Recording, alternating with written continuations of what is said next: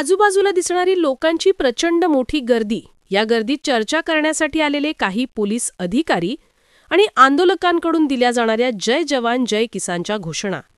बुधवारी संध्याकाळी हे दृश्य होतं नागपूरमधलं. शेतकऱ्यांच्या वेगवेगळ्या मागण्यांसाठी बच्चू कडूंच्या नेतृत्वामध्ये ट्रॅक्टर मोर्चा नागपूरमध्ये 28 ऑक्टोबरला दाखल झाला होता. आंदोलकांनी हायवेवरच ठिय्या देत आंदोलनाला सुरुवात केली होती. त्यामुळे नागपूरमध्ये वाहतूक कोंडीची मोठी समस्या तयार झाली.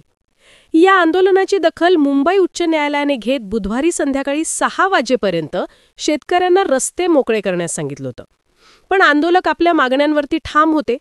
त्यामुळे बुधवारी संध्याकाळी आंदोलनाच्या ठिकाणी पोलीस कोर्टाचा आदेश घेऊन पोहोचल्यावरती काही काळ तणावाची परिस्थिती निर्माण झाली होती. शेवटी रात्री सरकारचं शिष्टमंडळ आंदोलकांच्या भेटीसाठी पोहोचलं. याचीच बच्चू कडू आणि इतर शेतकरी नेत्यांसोबत चर्चा झाली आणि मुंबईमध्ये मुख्यमंत्र्यांसोबत बैठकीसाठी शेतकरी नेते तयार झाले. आज संध्याकाळी शेतकरी नेत्यांचं शिष्टमंडळ आणि मुख्यमंत्र्यांची बैठक होणार असून त्यामध्ये या आंदोलनावरती तोडगा निघेल असं आता बोललं जातंय. त्यात मराठा आंदोलक मनोज जरांगे पाटलांनीही शेतकरी आंदोलनाला भेट देऊन त्यांचा पाठिंबा जाहीर केलाय. त्यामुळे सरकारवरचा दबाव आणखीनच वाढलाय. पण बुधवारी संध्याकाळी नागपूरमध्ये नक्की काय घडलं? कोर्टाच्या आदेशानंतर शेतकरी नेत्यांनी कोणती भूमिका घेतली होती? शेतकरी आंदोलनाच्या सगळ्या अपडेट्स जाणून घेऊयात या व्हिडिओतून. नमस्कार, मी सुकन्या आणि तुम्ही बघताय जनमत लाईव्ह. बच्चू कडूंच्या नेतृत्वात शेतकरी आंदोलक मंगळवारी नागपूरमध्ये दाखल झाले होते. त्यानंतर बच्चू कडूंकडून बुधवारी दुपारी 12 वाजेपर्यंतचं अल्टिमेटम सरकारला देण्यात आलं होतं. दुपारी 12 वाजेनंतर तोडगा निघाला नाही तर रेल्वे रोको करू अशी भूमिका आंदोलकांनी घेतली होती. 12:30 वाजताच्या आसपास काही आंदोलक नागपूरमधल्या वेगवेगळ्या रेल्वे ट्रॅकवरती आंदोलनासाठी पोचले होते. पण नंतर सरकारमधल्या काही मंत्र्यांसोबत चर्चा झाली आणि दुपारी 4 वाजता मंत्री पंकज भोयर आणि आशिष जयस्वाल चर्चेसाठी येणार आहेत. तोपर्यंत रेल्वे रोको करायचा नाही अशी भूमिका बच्चू कडू यांनी जाहीर केली. पण बच्चू कडू यांनी जाहीर केल्याप्रमाणे चर्चा करण्यासाठी मंत्री पंकज भोयर आणि आशिष जयस्वाल काही आले नाही. दरम्यानच्या काळात नागपूरमध्ये शेतकऱ्यांनी हायवेवर ठिय्या मांडल्यामुळे मोठी वाहतूक कोंडी झाली होती. त्यामुळे सामान्य नागरिकांना त्रास होत होता. मग शेतकरी आंदोलनाची दखल घेऊन मुंबई उच्च न्यायालयाचे न्यायमूर्ती रजनीश व्यास यांनी स्वतःच एक जनहित याचिका दाखल करून घेतली. त्यानंतर न्यायालयाने शेतकरी आंदोलकांना बुधवारी संध्याकाळी 6 वाजेपर्यंत नागपूरमधले रस्ते मोकळे करण्याचे आदेश दिले. रस्ते मोकळे करताना कायदा सुव्यवस्था आणि सार्वजनिक शांतता भंग करू नका असंही न्यायालयाने सांगितलं. यानंतर पोलीस न्यायालयाचा आदेश घेऊन आंदोलनस्थळी शेतकरी नेत्यांसोबत चर्चा करण्यासाठी दाखल झाले. पण तोपर्यंत संध्याकाळचे 5:58 झाली होती. कोर्टाचा आदेश 6 वाजेपर्यंत रस्ता मोकळा करण्याचा होता. पण 2 मिनिटं आधी तो मिळाला म्हणून शेतकरी नेत्यांसोबतच आंदोलक सुद्धा आक्रमक झाले. आम्ही कोर्टाच्या आदेशाचं पालन करतो, रस्ते मोकळे करतो, पण आमची व्यवस्था जेलमध्ये करा अशा आक्रमक भूमिका बच्चू कडू यांच्याकडून घेण्यात आली. पोलीस अधिकारी त्यांना समजवण्याचा प्रयत्न करत होते पण ते ऐकण्याच्या मनस्थितीत नव्हते. यावेळी आंदोलनस्थळी बोलताना राजू शेट्टी यांनीही आक्रमक भूमिका घेतली. सरकार जर शिखंडीचा डाव खेळणार असेल तर सरकारच्या अंगावरती कपडा शिल्लक राहणार नाही. न्यायालय म्हणजे ब्रह्मदेव नाही. न्यायव्यवस्था भरकटत चालली आहे का याचा विचार देशाला करावा लागेल. न्यायमूर्ती लोया प्रकरण हे त्याचं उत्तम उदाहरण आहे. आम्ही सरेंडर व्हायला तयार आहोत, तुमच्यासोबत येण्यास तयार आहोत, पण कसं न्यायचं हे तुम्ही ठरवा. आम्हाला 5:58 आदेश मिळाला. आता रस्ता रिकामा करण्याची जबाबदारी तुमची आहे असं म्हणत राजू शेट्टी यांनी न्यायालयाच्या भूमिकेवरच प्रश्नचिन्ह उपस्थित केले. यावेळी आंदोलक मोठ्या प्रमाणावरती आक्रमक झाले होते. आमची व्यवस्था जेलमध्ये करा, आम्ही रस्ता मोकळा करतो असा पवित्र आंदोलकांनी घेतला होता. यावेळी शेतकरी आंदोलकांकडून सरकारच्या विरोधामध्ये घोषणाबाजी सुद्धा करण्यात येत होती. त्यामुळे आंदोलनस्थळी काही काळ तणावाची परिस्थिती तयार झाली होती. आंदोलनस्थळी परिस्थिती हाताबाहेर जाऊ नये म्हणून पोलिसांचा मोठा बंदोबस्त यावेळी तैनात करण्यात आला होता.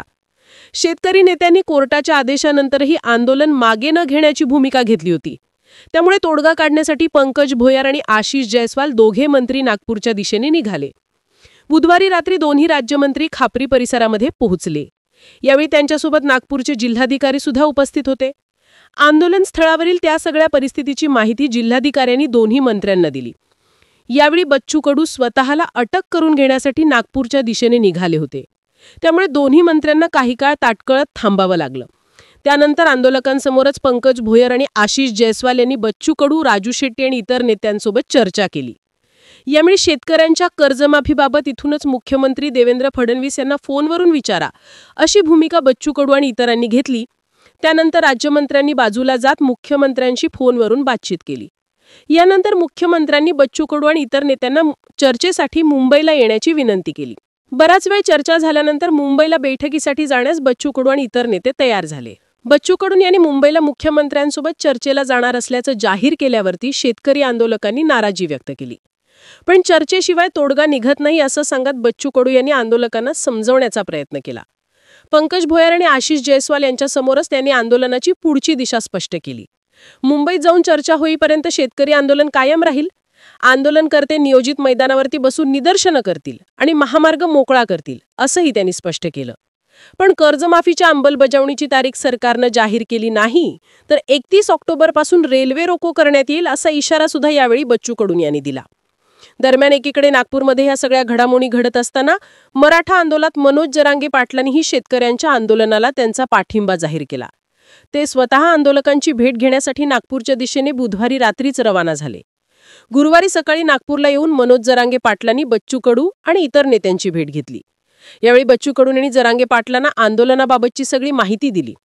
त्यानंतर मनोज जरांगे पाटलांनी माध्यमांशी संवाद साधत त्यांची भूमिका स्पष्ट केली। शेतकऱ्याचा पुत्र म्हणून मी आंदोलनाला इथं आलोय। पहिल्याच दिवशी सरकार असे डाव टाकत असेल तर 100% साथ आहे। आंदोलनावरती काल सरकारनं डाव टाकला म्हणून मी बाहेर आलो असं म्हणत त्यांनी शेतकरी आंदोलनाला त्यांचा पाठिंबा जाहीर केला। यावेळी बच्चू कडू यांनी कर्जमाफीसाठी मी मरायला सुद्धा तयार आहे। नेते एकत्र झाले तर शेतकरी एकत्र होणार। आर्थिकदृष्ट्या सक्षम शेतकऱ्यांना कर्जमाफी करू नका। सरकारनं बनवाबनवी न करता कर्जमाफी करावी। कर्जमाफीची नेमकी वेळ ठरवा आणि तुमच्यावरचे आरोप धडकावून लावा असं आवाहन सरकारकडे केलंय। त्यानंतर ठरल्याप्रमाणे बच्चू कडू आणि त्यांच्यासोबत इतर नेते नागपूर विमानतळावरून मुंबईच्या दिशेने रवाना झाले। आज संध्याकाळी 7 वाजता मुंबईतल्या सह्याद्री अतिथीगृहावर शेतकऱ्यांच्या मागण्यांबाबत एक बैठक होणार आहे। या बैठकीला मुख्यमंत्री देवेंद्र फडणवीस, उपमुख्यमंत्री एकनाथ शिंदे, उपमुख्यमंत्री अजित पवार हे सुद्धा उपस्थित असणार आहेत। शेतकरी आंदोलकांकडून बच्चू कडू, राजू शेट्टी, महादेव जानकर, अजित नेवले असे नेते चर्चेसाठी उपस्थित राहणार आहेत। या बैठकीला राज्याच्या मुख्य सचिवांसोबतच वेगवेगळ्या विभागातले 30 वरिष्ठ अधिकारी सुद्धा उपस्थित असणार आहेत। त्यामुळे आज संध्याकाळी होणाऱ्या या बैठकीमध्ये शेतकरी कर्जमाफी आणि इतर मागण्यांच्या संदर्भामध्ये कोणता निर्णय घेतला जाणार याकडे सगळ्या राज्यातल्या शेतकऱ्यांचं लक्ष लागलंय। तुम्हाला काय वाटतं? राज्य सरकार शेतकऱ्यांच्या कर्जमाफीची मागणी मान्य करेल का? तुमची मतं आणि प्रतिक्रिया आम्हाला कमेंट करून नक्की सांगा आणि माहितीपूर्ण व्हिडिओज बघण्यासाठी जनमत लाईव्ह चॅनलला नक्की सबस्क्राईब करा।